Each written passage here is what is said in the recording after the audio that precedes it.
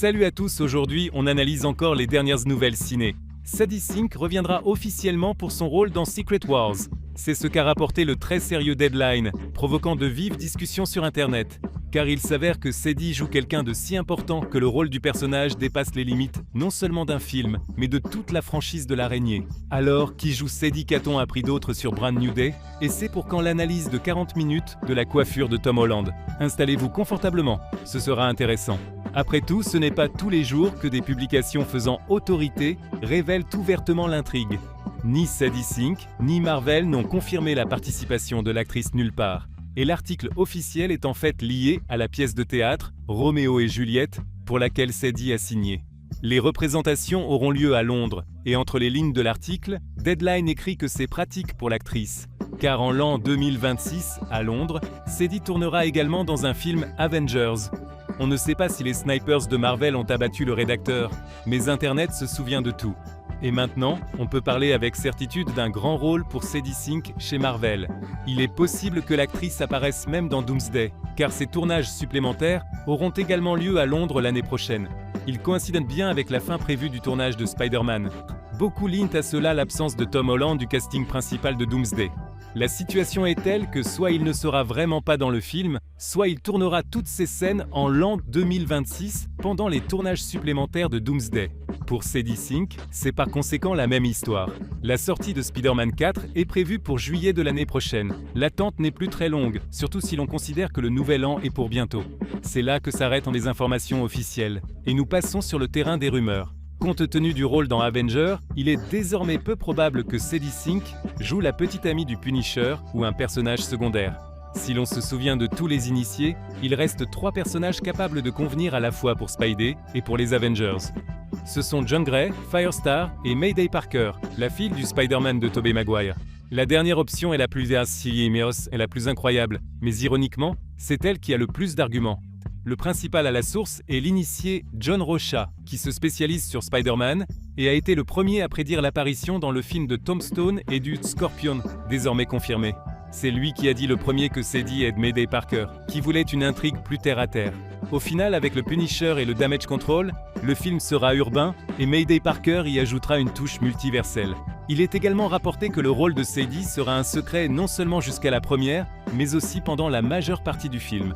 Selon les initiés, dans Brand New Day, le personnage sera appelé par un faux nom, et ce n'est que vers la fin qu'ils révéleront la vérité, faisant ainsi basculer doucement l'intrigue vers Secret Wars. Cela dépend du rôle que joue Sadie. Cette même approche fonctionnerait aussi bien avec Jean Grey qu'avec Firestar. Détaillons à partir d'ici. Et commençons par Firestar, également connue sous le nom d'Angelica Jones.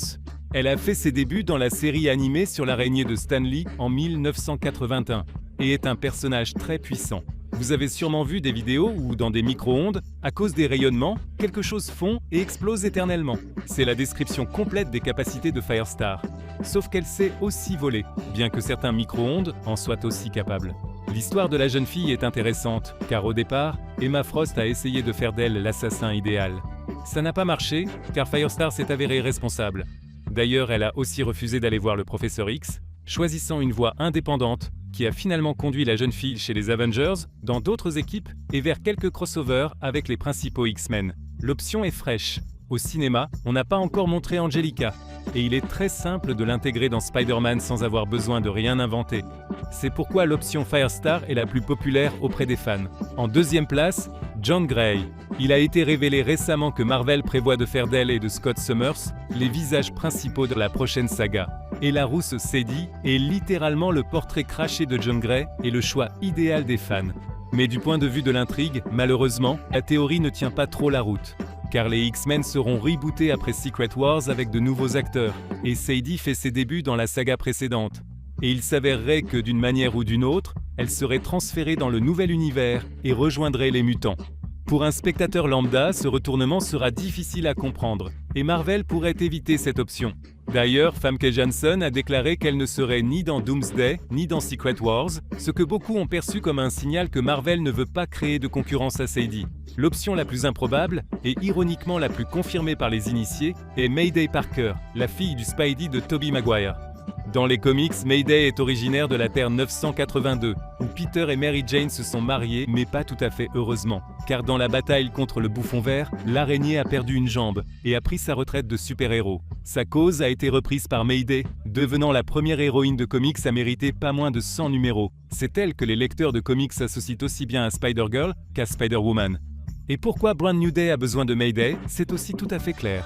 Dans Doomsday, on s'attend à une collision entre le monde de Tobey Maguire et un autre, mais il y a franchement peu de personnages dans son univers, et la moitié a déjà été montrée dans le film No Way Home. Elle sera le fil conducteur complétant l'univers de Maguire. Mais comment l'intégrer à l'intrigue de Brand New Day, cela reste résolument flou. A-t-elle été transférée avec Tobey, mais est restée d'une manière ou d'une autre après le sort de Doctor Strange? A-t-elle trouvé Strange dans son univers et fait le vœu de se déplacer dans un monde où elle sera plus jolie que MJ? Quelle que soit l'option choisie, on n'y comprend rien.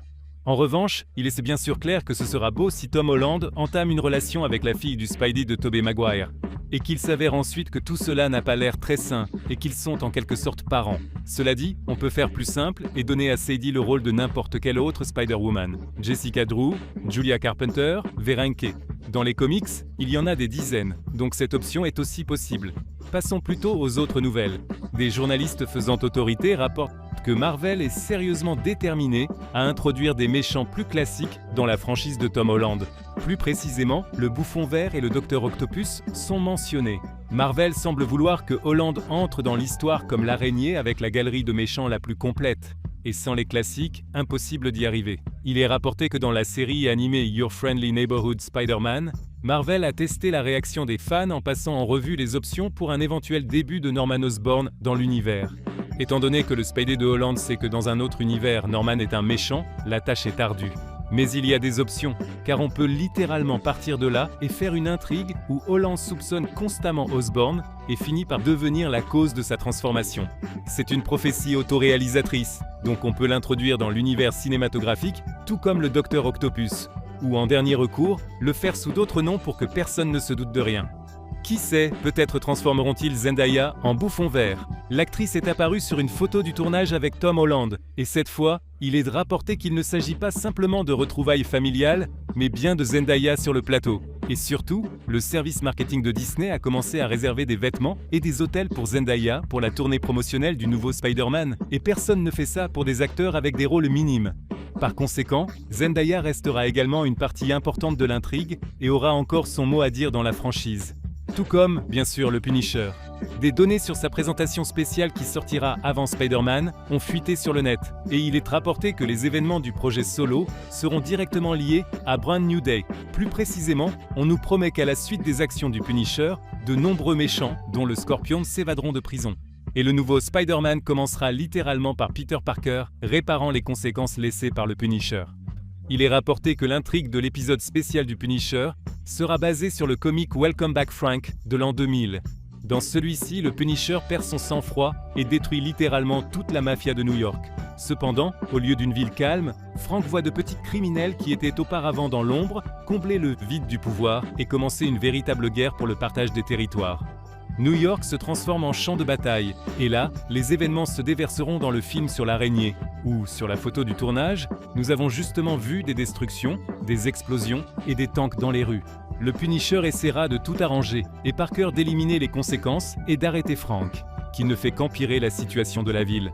Et le plus important, c'est une autre rumeur selon laquelle les événements de Brand New Day se dérouleront parallèlement à Doomsday. Simplement, New York se trouvera dans une situation si difficile que l'araignée n'aura pas le temps pour des règlements de comptes multiversels. En pourchassant le Punisher, les Scorpions et les Tombstone, Parker ratera Doomsday. Mais à la fin, peut-être avec l'aide de Mayday Parker, il découvrira ce qui se passe. Et ainsi, le film se terminera simultanément comme un teaser aussi bien de Doomsday que de Secret Wars, où Spider-Man prendra déjà une part maximale. Mais malheureusement, il semble qu'il faille oublier un film solo séparé dans le Battleworld. Tous les fans l'attendaient pour que l'intrigue des Avengers s'élargisse et que nous voyions le quotidien des gens ordinaires après l'effondrement du multivers. Beaucoup supposaient que le 4e volet serait déjà tourné dans le Battleworld. Mais ensuite, Doomsday a été reporté, l'araignée est devenue urbain et ça n'a pas marché.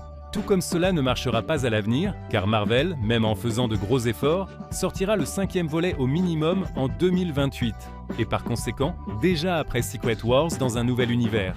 Ce qui est triste dans ce contexte, c'est que si l'araignée de Tobey Maguire est activement intégrée dans les futurs films Marvel, on n'entend rien sur Andrew Garfield. Il semble que le maximum sur lequel l'acteur puisse compter est une apparition dans Secret Wars, aux conditions générales. C'est triste, vu comment l'idée d'un 4e volet avec Tobey Maguire prend de l'ampleur. Mais il reste du temps. Garfield n'a que 42 ans, et il lui reste encore environ 5 ans pour jouer l'araignée à un âge relativement jeune. L'annulation de The Kang Dynasty est la meilleure confirmation que dans le Marvel moderne, tout peut changer à la dernière minute. Alors, nous attendons, espérons et croyons que Marvel conclura aussi l'histoire de l'araignée d'Andrew Garfield. Qu'aimeriez-vous, une plus grande immersion dans le monde de Tobey ou d'Andrew Quee? Selon vous, jouera finalement Sadie Sink? Laissez votre avis dans les commentaires. Et pour nous, ce sera tout. À très bientôt, les amis.